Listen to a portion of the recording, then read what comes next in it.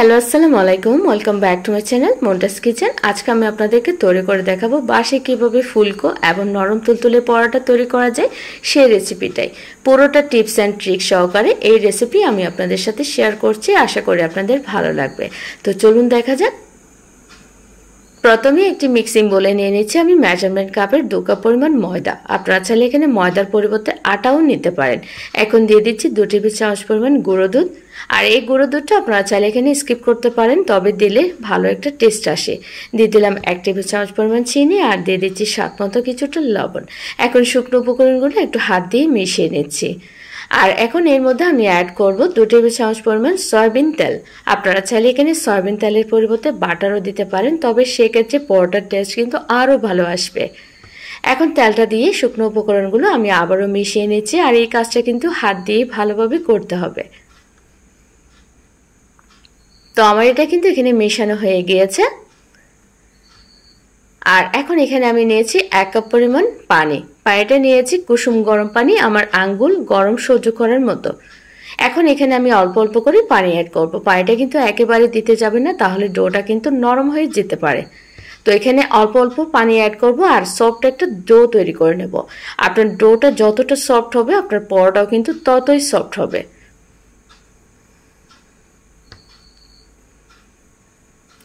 আর এখানে কতটুকু পানি লাগবে সেটাও কিন্তু আমি আপনাদেরকে বলে দিব। তো অল্প অল্প পানি করে আমি এখানে সফট একটা ডো তৈরি করে নিয়েছি। আর ডোটা কিন্তু অবশ্যই এখানে খুব ভালোভাবে মথে নিতে হবে। তো আমার ডোটা কিন্তু হয়ে গিয়েছে। এখন এটা আমি আধা ঘন্টার জন্য ঢেকে রেখে দিব রেস্টে। আর উপর থেকে দিয়ে দিচ্ছি সামান্য পরিমাণ তেল, যাতে উপর থেকে ড্রাই হয়ে না যায়। আর এখানে আমি 1 কাপ পানির মধ্যে এতটুকু পানি কিন্তু রয়ে গিয়েছে, অর্থাৎ এখানে আমার 1.5 কাপ পরিমাণ পানি লেগেছে। ঠিক আধা ঘন্টা পর আমার ডোটা কিন্তু আরো সফট হয়ে গিয়েছে। তো এখন আমি আরো একটু মথে নেব।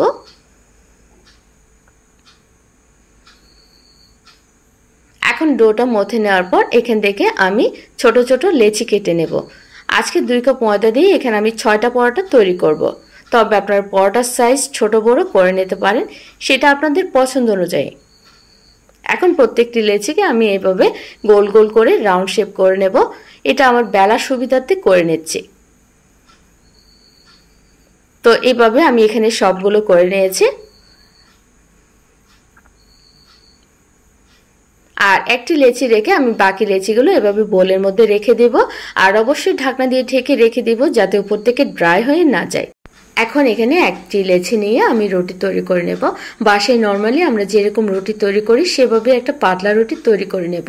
আর রুটি বেলার সুবিধার্থে এখানে আমি কিছুটা ময়দা নিয়েছি।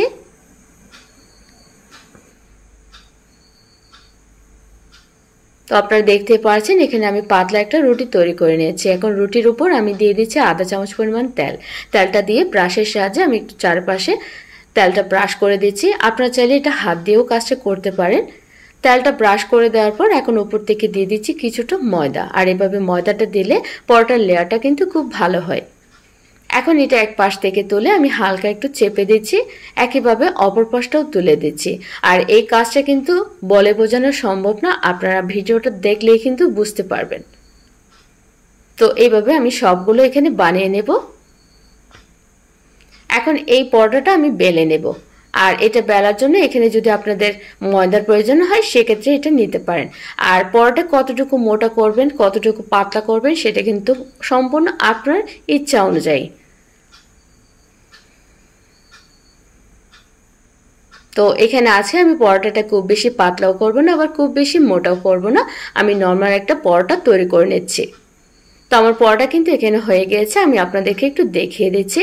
এখন পরোটাটা আমি সেঁকে নেব। চুলায় একটা ফ্রাই প্যান বসিয়ে আমি হালকা গরম করে নিয়েছি। এখন এর মধ্যে পরোটাটা দিয়ে দিলাম। আর পরোটাটা দিয়ে এটা আমি 30 সেকেন্ড পর উল্টিয়ে দিচ্ছি। 30 সেকেন্ড পর নিশ্চয়ই আপনারা দেখতে পাচ্ছেন পরোটার কিন্তু কালারটা এখানে চেঞ্জ হয়ে গিয়েছে। আর এটা কিন্তু আস্তে আস্তে ফুলতে শুরু করেছে। আর এই পর্যায়ে আমি দিয়ে দিচ্ছি আধা চা চামচ পরিমাণ তেল। তেলটা দিয়ে আমি চারপাশে একটু স্প্রেড করে দিচ্ছি।